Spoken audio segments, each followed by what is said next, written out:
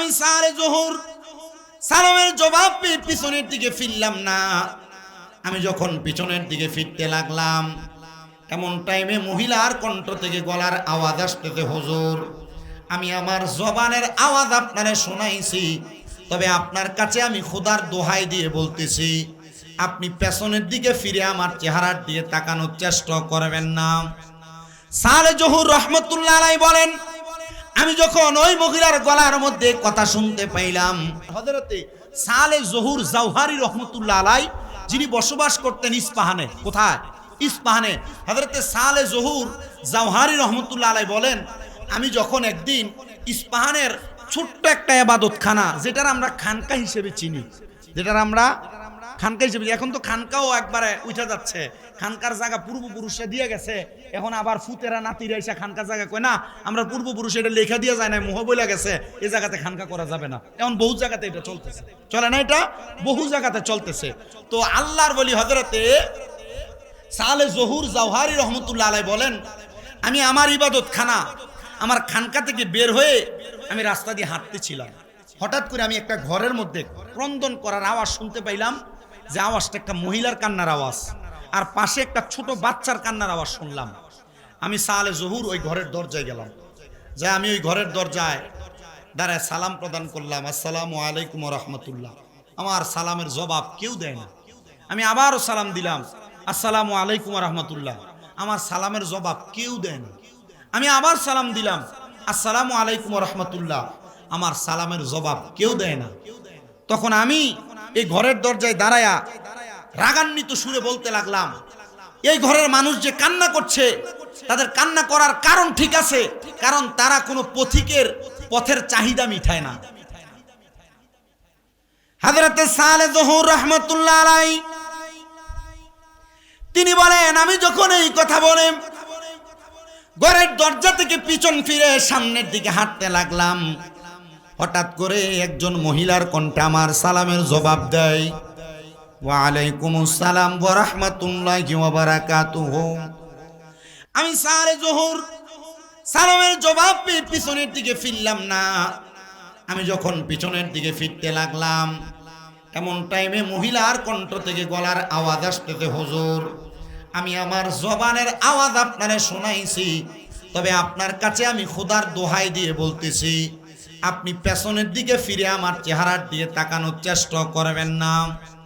সালে জহুর রহমতুল্লাহ আলাইহি বলেন, আমি যখন ওই মহিলার গলার মধ্যে কথা শুনতে পাইলাম, তখন আমি ওই মহিলাকে প্রশ্ন করলাম, এগো মা, আপনি আমাকে বলতেছেন আপনার গলার কণ্ঠের আওয়াজ আমি শুনলাম, কিন্তু আমি যেন পিছনের দিকে ফিরে আপনার চেহারার দিকে না তাকাই, কারণ কি? মহিলা বলে, হুজুর আপনি তো জানেন একজন নারীর চেহারা কোনো পরপুরুষ দেখতে পারে না, তা আপনি যদি আমার দিকে তাকান, আপনার যেমন কবিরা গুনাহ হবে আমার তেমন কবিরা গুনাহ হবে, আপনার চোখের যেমন জিনার গুনাহ হবে আমি মহিলার তেমন জিনার গুনাহ হবে। হুজুর গো, আমি আপনার কাছে আবদার জানাই, আপনি পিছনের দিকে একবারও ফিরে তাকাবেন না। হযরতে সালে জহুর রাহমাতুল্লাহ আলাইহি বলেন, আমি প্রশ্ন করলাম, এ মহিলা পেছনের দিকে ফিরলাম না, তবে তোমার ঘরের সামনে দিয়ে আমি যখন যাচ্ছিলাম, তোমার ঘর থেকে তুমি মহিলার কণ্ঠের কান্নার আওয়াজ শোনা গিয়েছে, আর একটা ছোট বাচ্চার কান্নার আওয়াজ শোনা গিয়েছে। বয়স বেশি হবে না, মনে হয় বাচ্চাটার বয়স 7-8 বছর হবে। মহিলা ডাক দিয়ে বলে, হুজুর হ্যাঁ, এই বাচ্চা যখন আমার গর্ভে, আমার স্বামী আমার 3 মাসের বাচ্চাকে গর্ভে রেখে ইন্তেকাল করেছে। হুজুর গো, আমার এই সন্তানটাকে কোলে নিয়ে আমি রাস্তায় বের হতে পারি না, কারণ মানুষ আমার 3 মাসের গর্ভে থাকা সন্তানটাকে আমার সন্তান বলে না, যেহেতু তার আব্বা ইন্তেকাল করেছে, মানুষের সন্তানটাকে যারও সন্তান হিসেবে খ্যাতি দেয়। জোরে বলেন নাউজুবিল্লাহ। মনে রাখবেন, ইসলামের মধ্যে কোনো ব্যক্তি সম্পর্কে, কোনো মানুষ সম্পর্কে না জেনে মন্তব্য করা কবিরা গুনাহ। শুধু কবিরা গুনাহ না, ওই ব্যক্তি ঈমান হারা হওয়ার সম্ভাবনা আছে শুধু একজনকে না জেনে কারো সম্পর্কে মন্তব্য করা। স্বাভাবিকভাবে বুঝাইয়া দেই, মনে করেন আমার সম্পর্কে আপনি কোনো কিছুই জানেন না, আমার ব্যক্তিগত বিষয়ও জানেন না, আমার পারিবারিক বিষয়ও জানেন না, শিক্ষাগত যোগ্যতার বিষয়ও জানেন না, কিন্তু আপনি বলে ফেললেন শামীম রেজা মূর্খ, শামীম রেজা বেয়াদব, শামীম রেজার এমক অমক অমক বাজে বাজে কথা আছে। আপনি না জেনে আমার সাথে না কথা বলে এমন মন্তব্য করা, আল্লাহর হাবিব বলে এটা কবিরা গুনাহ। মুহাক্কিক উলামায়ে কেরাম বলে এমন বাজে মন্তব্য করে কারোর সম্পর্কের পেছনে গীবত করার কারণে তার ঈমান হারা হওয়ার সম্ভাবনা আছে। ওই মহিলা জবাব দেয় হযরত সালেহ জহুরকে। সালেহ জহুর বলেন, মা, আপনাকে বুঝি মানুষ অপবাদ দেয়, আপনার যে সন্তান আপনার কাছে আছে এটা জারর সন্তান। মহিলা বলে, হুজুর, এ জারর সন্তান মানুষ যখন আমাকে উপাধি দেয়, মানুষ আমাকে তুহমত দেয়, আমি এটা সহ্য করতে পারি না। আজকে 9 দিন হয়ে যায় খাবারের জন্য আমি বের হতে পারি না, কিন্তু এখন আমার এমন ক্ষুধা, আমার সন্তানের এমন ক্ষুধা, আমরা দুনিয়ার কোনো মানুষের কাছে চাই না, আমরা চাচ্ছি একমাত্র আল্লাহর কাছে। বলেন, আমরা চাইবো একজনের কাছে, তিনি কি? এত আস্তে, আরো জোরে বলেন না, তিনি কি? মহিলা বলে, হুজুর, কান্না করে করে আল্লাহর কাছে চাইতে লাগলাম, আল্লাহ তাআলা যদি আমাদের চোখের পানিগুলা কবুল করে, কারণ আমার আল্লাহর হাবিব সাল্লাল্লাহু আলাইহি সাল্লাম নিজে বলেছেন, দুনিয়াতে কোন আল্লাহর বান্দা দোয়া করার সময় যদি তার চোখের মনে কোটা থেকে বিন্দু পরিমাণ পানির ফোঁটা বের হয়, ওই পানি মাটিতে পড়ার আগে তার দোয়াগুলা কবুল করে নেওয়া হয়। হুজুর, এই জন্য কান্না করি, আল্লাহ যেন আমার দোয়াটা কবুল করে নেয়। হুজুর বলে, মহিলা শোনো, তোমার দোয়া আল্লাহ কবুল করেছে কিনা আমি জানি না, তবে তুমি যদি চাও তোমার 7 থেকে 8 বছরের সন্তানটাকে আমি একজন আবেদ তৈরি করে দিতে পারি, একজন কোরআনওয়ালা তৈরি করে দিতে পারি। তরিকত, হাকিকত, মারেফত, শরীয়তে 4টা এলেম তোমার সন্তানকে শিক্ষা গ্রহণ করাতে পারি, যেটার কারণে মানুষ তোমাকে এবং তোমার সন্তানকে বাজে তোহমত দিবে না, তোমার সন্তান সম্পর্কে বাজে কথা বলবে না। হযরত সালেহ জহুরের কথা শুনে মহিলা বলে, হুজুর, আপনি কি আমাকে আমার সন্তানকে জারজ বলবেন না? আপনি যে ডাইরেক্ট বলতেছেন আপনি আমার সন্তানকে শরীয়ত, তরিকত, হাকিকত, মারেফত 4 প্রকারের ইলম শিক্ষা দিবেন। হুজুর বলেন, হ্যাঁ। মহিলা, তোমার কোনো বাজে মন্তব্য এটা আমি বরদাস্ত করব না। তুমি যদি তোমার সন্তানকে আমার কাছে আমানত হিসেবে দাও, আমি তোমার সন্তানটাকে কোরআন সুন্নাহ শিখিয়া উপযুক্ত সন্তান হিসেবে মানুষের কাছে প্রেজেন্ট করব। মহিলা বলে, হুজুর, তাওয়াক্কালতু আলাল্লাহি ওয়া রাসূলিহি, আল্লাহ এবং তার রাসূলের প্রতি তাওয়াক্কুল করে, আল্লাহ এবং তার রাসূলকে ভয় করে আমার সন্তানকে আমি আপনার হাতে তুলে দিলাম। আপনি আমার সন্তানটাকে একজন আবেদ বানান, একজন সলে বানান, একজন আলেম বানান। মহিলা সর্বপ্রথম আলেমের কথা বলেন নাই, মহিলা আগে বলেছেন আবেদ বানানোর জন্য, সলে বানানোর জন্য, তারপর বলেছেন আলেম বানানোর জন্য। কারণ এলেম ওয়ালা আলেম আর নেককার আলেম দুইটা দুই রকম। এলেম সবার আছে, কিন্তু এলেম অনুযায়ী আমল সবার নাই। মহিলা বলেন, হুজুর, আপনি আগে আমার সন্তানটাকে আমলওয়ালা বানান, তারপর এলেমওয়ালা বানায়েন, তাইলে আমার সন্তানের ভিতরে এলেম আমলের কারণে টিকে থাকবে। জোরে পড়েন মারহাবা। এই জন্য যারা তরিকত গ্রহণ করে, যারা কি গ্রহণ করে? তরিকত গ্রহণ করে, তরিকত গ্রহণকারীদের কলবটা সর্বপ্রথম যখন গ্রহণ করে এটা থাকে অন্ধকার। বলেন, এটা কি থাকে? অন্ধকার। কিন্তু তরিকত গ্রহণ করার কারণে তাদের অন্ধকার কলবটা আলোকিত হয়। কি হয়? আস্তে কইলেন, কি হয়? আলোকিত হয়। তরিকত গ্রহণ করার পর অন্ধকার কলবটা যখন আলোকিত হয়, এবার এই আলোকিত পরিষ্কার কলবটার ভিতরে আমল রাখা যায়। তখন তরিকতের পীর, তরিকতের মাশায়েখ, তরিকতের শায়েখ আমাদেরকে কিছু তালিম দেয়, তারবিয়ত করে। তালিম দিয়ে আমাদেরকে বলে, বাবা 5 ওয়াক্ত নামাজ পড়বেন, ফজরের আগে তাহাজ্জুদ পড়বেন, ফজরের পর এশরাক পর দুহান নামাজ পড়বেন, মাগরিবের পর আওয়াবিন পড়বেন, রাত্রবেলা ফজরের পূর্বে রাত্রবেলা জিকির আজকার করে তারপর ঘুমাইতে যাবেন, ইস্তেগফার পড়বেন। এগুলো হচ্ছে তালিম। এই তালিমগুলা দেওয়ার পর আমাদের আমলগুলা বাস্তবায়ন হয়। দেখবেন এই আমলগুলা বাস্তবায়ন হওয়ার কারণে অনেক মানুষ যদিও কোরআন হাদিস না শিখে, কিন্তু তরিকত গ্রহণ করে তরিকতের আমলগুলো পুঙ্খানুপুঙ্খানুভাবে আদায় করার কারণে ওই মানুষগুলো কামেল হয়ে যায়। কি হয়ে যায়? আসতে কইলেন, বলে না, কি হয়ে যায়? কামেল হয়ে যায়। এই কামেল হওয়াতে একটা লাভ আছে। কি লাভ? উনি যদিও দুনিয়া না পায়, তরিকতপন্থী মানুষ বেশিরভাগ আমি একবারে সবার কথা বলছি না, তরিকতপন্থী মানুষ বেশিরভাগ, অনেকেই দেখবেন যারা ধরেন বক্সিয়া দরবার, মাঝিবান্ডার দরবার, শাহপুর দরবার, বিভিন্ন দরবার, এক কথায় যত দরবার আছে দরবারের বায়াত যারা, ওনাদের মধ্যে বেশিরভাগ দেখবেন দুস্থ গরিব আছে। গরিব গরিব না, বেশিরভাগ গরিব। বলে হুজুর তো পয়সাওয়ালারা কেন তরিকত গ্রহণ করে না?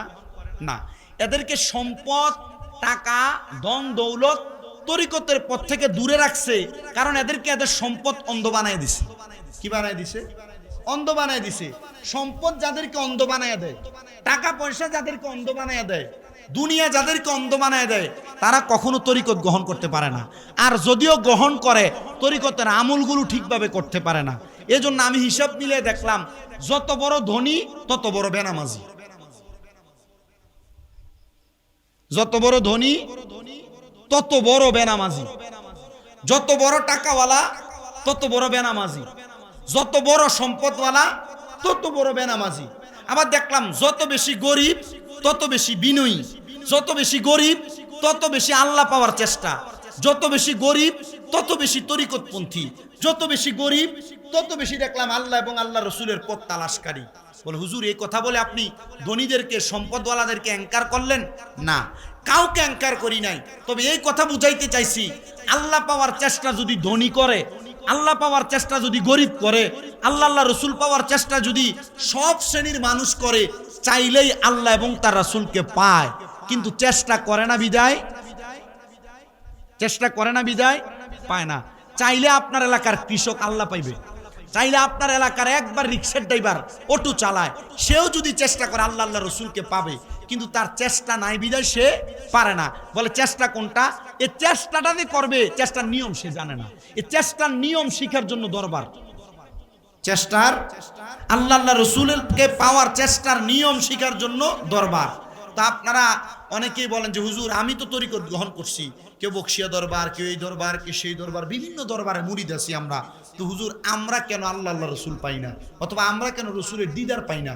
হ্যাঁ, আপনি পান না এই কারণে, কারণ আপনি বায়াত হইছেন। বায়াত হওয়ার পরে আপনার পীর, আপনার মাশায়েখ যিনি, ওনার কাছে আপনি খাসভাবে কখনো বসেন নাই, খাসভাবে কখনো বসেন নাই। খানকায় বসছেন, মাহফিলে বসছেন, উরুসে বসছেন, মিলাদে বসছেন, কিন্তু আল্লাহর ওলিদের সাথে যারা খাসভাবে বসে, আল্লাহর ওলিরা তাদেরকে রাত্রিবেলা, আল্লাহর ওলিরা তাদেরকে গোপনে এমন কিছু বিষয়ের এলেম তাদের সিনা বসিনা, নজর টু নজর দান করে। এই সিনা টু সিনা এলেমটা তাদেরকে দুনিয়া থেকে আখেরাত পাওয়ার, আল্লাহ রসুল পাওয়ার মাধ্যম হিসেবে কবুল করে। সবাই পড়ে না আমি? তো এটা পাওয়ার দুইটা মাধ্যম। বলেন কয়টা মাধ্যম? দুইটা মাধ্যম। একটা হলো ফানাফিল্লা, একটা হলো বাকাবিল্লা। বাকাবিল্লা অনেক উপরের দরজা। ফানাফিল্লার জগৎ অর্জন ছাড়া বাকাবিল্লা কেউ পোষাইতে পারে না। এ ফানাফিল্লা এটা দুইটা প্রকার। কয়টা প্রকার? দুইটা প্রকার। ফানাফিল্লার দুই প্রকারের, এক প্রকার হলো ফানাফির শায়েখ, আর একটা হলো ফানাফির রসুল। বলেন ফানাফির শায়েখ, ফানাফির রসুল। ফানাফির রসুল পর্যন্ত ওই ব্যক্তি ততক্ষণ পৌঁছাইতে পারে না যতক্ষণ সে ফানাফির শায়েখে কামেল না হয়। ফানাফির রসুল পর্যন্ত ওই ব্যক্তি ততক্ষণ পৌঁছাইতে পারে না যতক্ষণ পর্যন্ত ওই ব্যক্তি ফানাফিস শায়েখ না হয়। তো ফানাফিস শায়েখ কি? ফানাফিস শায়েখ হলো আপনি যেই পীরের হাত ধরে বায়াত গ্রহণ করেছেন, ওই পীরের সুরতে আর সিরতে ফানা হয়ে যাওয়া। কিভাবে? এ ফানাফিস শায়েখ দুই প্রকার। এক প্রকার হলো সুরতে ফানা, আরেক প্রকার হলো সিরতে ফানা। সুরতে ফানা হলো আপনার পীর যেমন টুপি পরে আপনি তেমন টুপি পরবেন, আপনার পীর যেমন পাঞ্জাবি পরে আপনি তেমন পাঞ্জাবি পরবেন, আপনার পীর যেমন হাঁটে আপনি তেমন হাঁটবেন, আপনার পীর যেমন চলে আপনি তেমন চলবেন।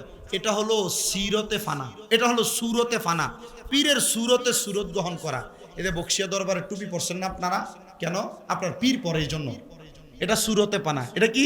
মাইজবান্ডার দরবারে টুপি পরছেন না, এটা সুরতে পানা।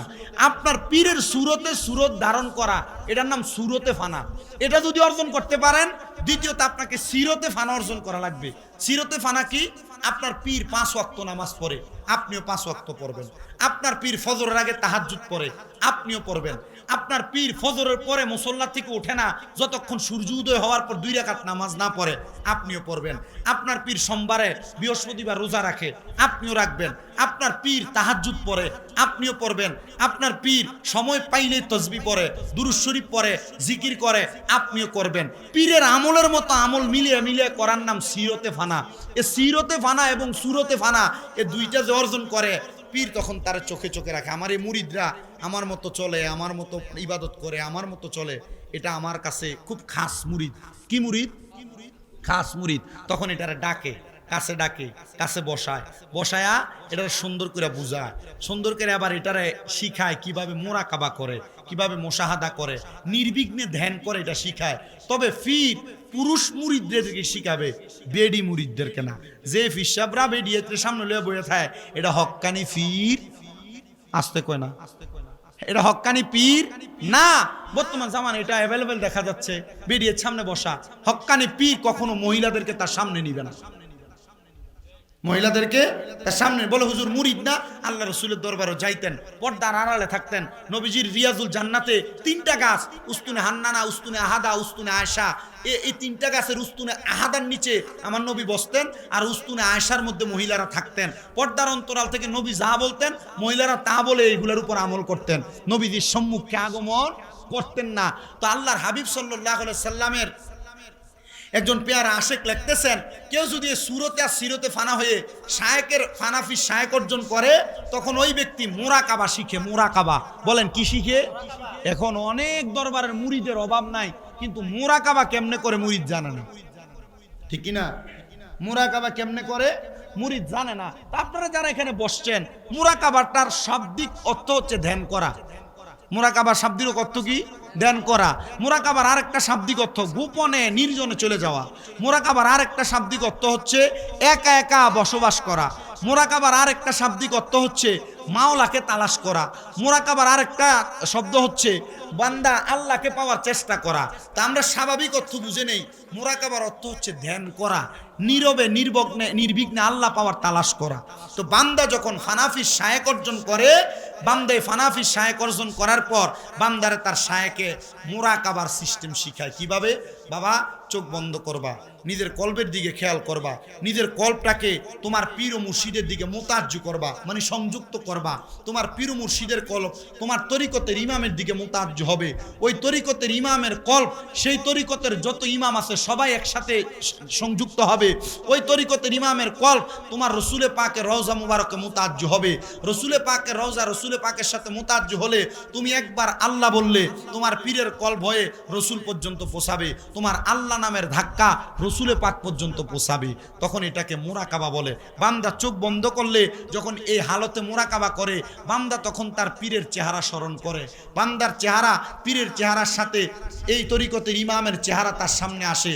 আস্তে আস্তে বান্দা এ মোরাকাবায় নীরবে নির্বিঘ্নে আল্লাহকে তালাশ করার চেষ্টা করতে করতে যখন কলবের মধ্যে সেই কলব জারি হয়ে যায়, বান্দা চোখ বন্ধ করলে রসুল দেখতে পায়।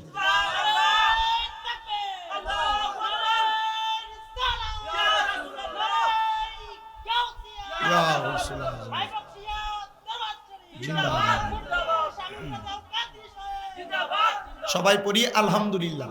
তা আমরা যারা মুরিদ হইছি, আমাদের রসুল পাওয়ার চেষ্টা আজ পর্যন্ত নাই। রসুল পাওয়ার চেষ্টা আজ পর্যন্ত নাই। তো বান্দার কলব জারি হয়ে গেলে বান্দা রসুল দেখতে পায়।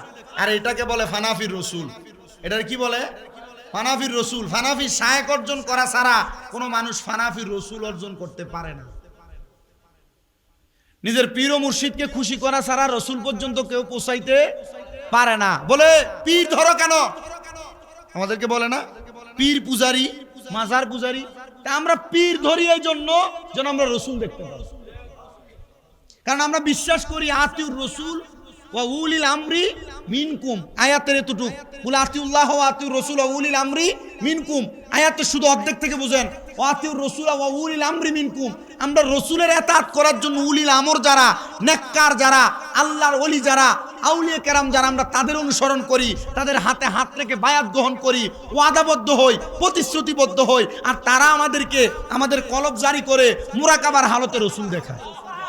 কিন্তু আমরা রসুল দেখার জন্য আজ পর্যন্ত যারা মুরিদ হয়েছে পীর সাহেব হুজুরের সাথে আজ পর্যন্ত তারা হালত পরিবর্তন করার জন্য গোপনে নির্বিঘ্নে কখনো খানকায় বসে নাই। আপনারা একটু নিজেরা চিন্তা করে দেখেন, আপনি আপনার পীরের সাথে কোনোদিন গোপনে গোপনে একাকিত্বের রুমে মোরাকাবা করছেন কিনা? আপনারা একটু চিন্তা করেন।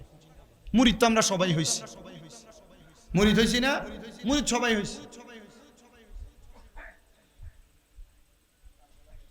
আর কোন মানুষ যখন রসুল পর্যন্ত পৌঁছায় তখন এই ব্যক্তি রসুলকে দ্বিতীয়বার দেখার জন্য তার আর দুনিয়া ভাল লাগে না, টাকা পয়সা ভাল লাগে না, বাড়িঘর ভাল লাগে না, স্ত্রী পুত্র ভাল লাগে না।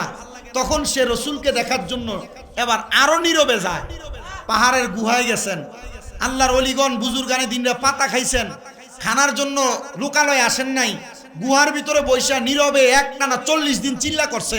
আর এখন কালার চিল্লা গাঁটটি লইয়া কথা কয় না, মসজিদের আন্দে মসজিদে খায়। তা আমার কথা হচ্ছে এটা ওনাদের বিষয়, ওনাদের কাজ, ওনারা ওনাদের মতো করে। আমার কথা হচ্ছে আউলিয়া কেরাম কিভাবে চিল্লা করছেন। ওনারা একাকিত্বভাবে বুজুর্গানে দিনরা ওনারা গুহায় চলে যাইতেন। আমাদের কুমিল্লার একজন হক্কানি আলেম ইন্তেকাল করেছেন কিছুদিন আগে, আব্দুর রহমান দরবেশ। উনি যে ইন্তেকাল করছেন আমাদের মনে আছে, আমাদের রঘুপুর ইসলামিয়া দাখিল মাদ্রাসা যখন আমাদেরকে প্রথম দরজ দেওয়া হইতো, যখন বই বিতরণ হইতো, হুজুরে আইনা দোয়া করাইতেন, মাহফিলের মুনাজাতের জন্য হুজুরকে রাখতেন। উনি কবরের ভিতরে 40 দিনের জন্য চিল্লা করছেন। সুবহানাল্লাহ পড়েন না? ভারতে বাংলাদেশ অসংখ্য মাদ্রাসা মসজিদ প্রতিষ্ঠা করছেন অনেক জায়গায়, অনেক জায়গায়। আব্দুর রহমান দরবেশ রহমতুল্লাহ আলাইহি উনি একই অল্প কিছুদিন আগে একটা ঘরোয়া মজলিসের মধ্যে উনি বলতেছিলেন যে বাবা আপনি যত কিছু করেন, যদি আপনি বাকাবিল্লার জগতে না পৌঁছাইতে পারেন, আমি মনে করি সে কামেল না। হে মানুষ হইলেও কামেল না, পীর হইলেও কামেল না, হুজুর হইলেও কামেল না। আমি চুপ করে তাকায় রইলাম, আমি তাকায় হাসিও না, কিছু বলিও না। তো একজন আল্লাহু আকবার কয়ে উঠছে। তো উনি জিজ্ঞাসা করলেন, এই আল্লাহু আকবার বলছো কেন? আবেগ দেখাও, আল্লাহু আকবার কেন বলছো? বলছে বাজান, বলছি আপনার কথাটা ভালো লাগছে। ভালো লাগলে হবে না, যতক্ষণ পর্যন্ত বাকাবিল্লা পর্যন্ত না পোষাও। তোমার পীর কে, তোমার শায়েক কে? উনি এভাবে বলছে, হুজুর আমি তো আপনার কাছে থাকি, মাঝে মাঝে আপনার কাছে আসি, আমি তো আমার মা বাবা আছে এই জন্য আমি বায়াত নেই না।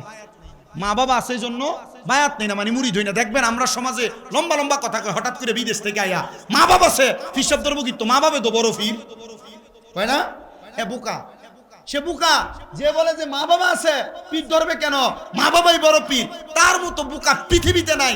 আরে বেটা, মা বাবা তোমাকে দুনিয়া শিখাবে, মা বাবা তোমাকে দুনিয়ায় লালন পালন করবে, দুনিয়ার সম্পদ দিবে, দুনিয়াতে মানুষ করবে, কিন্তু হক্কানে পীর তোমাকে দুনিয়া না আখেরাত দেখাবে। হক্কানি পীর কি দেখাবে? আখেরাত দেখাবে। তখন আব্দুর রহমান দরবেশ রহমতুল্লাহ তিনি বলছিলেন যে বাবা এগুলো একটু মাইনার চইল, এগুলো একটু বুঝো। ফানাফি বাকাবিল্লার জগতে না পৌঁছাইতে পারো, ফানাফির রসুল পর্যন্ত পৌঁছাও। তো ফানাফির রসুল পর্যন্ত পৌঁছাইতে পারো না, ফানাফির শায়েক হও। তোমার শায়েক যিনি, যে কোনো একজনকে অনুসরণ করো। বলে হুজুর শায়েক অনুসরণ করবো, আমরা সমাজে তো শায়েককে অনেকে অনুসরণ করে। আরে বর্তমান ঘুমটাওয়ালা শায়েক না, ঘুমটাওয়ালা শায়েকরা এই তো এই দিদ্রে কাফের বলতে নারাজ। আর এই দিদ্রে যে কাফের বলে না, সে আফতা কাফের। ঘুমটাওয়ালা শায়েকরা এসে যদি প্রশ্ন করে যে ইয়াজিদ কাফের ছিল কিনা, এ বলবে না, ইয়াজিদকে কাফের বলা যাবে না, ইয়াজিদ হাফেজে কোরআন, ইয়াজিদকে কিভাবে কাফের বলে? ইয়াজিদের কোনো দোষ ছিল না ইমাম হুসাইনের শাহাদাতের পেছনে। এরা ঘুমটা দিয়ে শায়েক দাবি করে। আল্লাহর কসম, ইয়াজিদকে কাফের বলতে যার গায়ে লাগে সে পাক্কা কাফের। ইয়াজিদকে রহমতুল্লাহ আলাইহি বলে। তা আমাদের কথা হচ্ছে ইয়াজিদকে আপনি রহমতুল্লাহ আলাইহি বলে আপনি কাকে প্রমোট করতে চাচ্ছেন? ইয়াজিদকে কাফের না বলে আপনি কাকে প্রমোট করতে চাচ্ছেন? এজন্য শায়েক মানবেন কোন শায়েক? যে শায়েক আমাদেরকে হিদিনা সিরাতুল মুস্তাকিম দেখায়, যে শায়েক আমাদেরকে জান্নাতের রাস্তা দেখায়। এ শায়েক আর অন্য কেউ না, যারা আমাদেরকে ইসলাম শিখাইছে, আমাদের পরনে ধুতি খুললে আমরা লুঙ্গি পরাইছে। আউলিয়া কেরাম, শাহজালাল ইয়ামিনীর উদ্দেশ্যরী প্রত্যেকটা পীর মাশেক, ওনারা আমাদের শায়েক, ওনারা আমাদের তরিকতের ইমাম, ওনারা আমাদেরকে ফানাফি শায়েকের জগৎ থেকে ফানাফির রসুল পর্যন্ত পৌঁছাইতে পারবে। আর যারা তরিকতকে ভণ্ডামি বলে, এরা পাক্কা ভণ্ড, কারণ এরা ইসলামকে জানেও না, বুঝেও না। যাদের কারণে ইসলাম পাইছে এদেরকে অমান্য করার চেষ্টা করে, মানুষের কাছে ইহুদি নাসারাদের একটা আলাদা এজেন্ডা বাস্তবায়ন করতে চাচ্ছে। আপনারা কি কথা বুঝতে পারতেছেন? আউলিয়া কেরামের পথ থেকে আমাদেরকে যারা দূরে রাখতে চায় এরা আসলে ভালো জিনিস করতে চায় না। এরা আউলিয়া কেরামের দরবার, মাজার, বন্ডামি এটা সেটা বলে বলে আমাদেরকে পীর, মাজার, আউলিয়া কেরাম থেকে দূরে সরায়া সরায়া আমাদেরকে খারাপ পথ দেখাতে চাচ্ছে। আসলে এরা তরিকতের ভালো চায় না, ইসলামের ভালো চায় না। আল্লাহ আমাদেরকে ভালো পথে কবুল করেন। সবাই পড়েন আমিন। সবাই মোহাব্বতে দুরূদ শরীফ পড়েন আল্লাহুম্মা মাওলানা মুহাম্মদ ওয়া আলা মাওলানা। জবান খুলে পড়ি আল্লাহুম্মা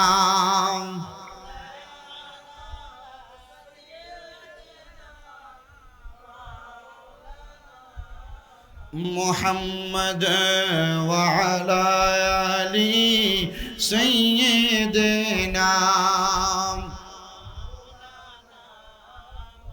নূর নবীজির ফসিনা মুবারক মিশকের চাইতে আরো সুগ্রান। সাহাবীরা আতর রূপে করতেন তাহা ব্যবহার। আল্লাহুম্মা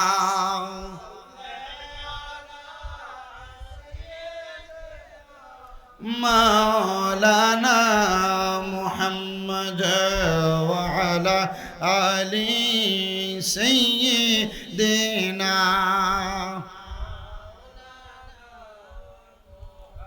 আমি আপনাদের কাছে আরো সাবলীল ভাষায় একটু কথাটা বলে শেষ করে নিই, আমার সময় একবারে অল্প।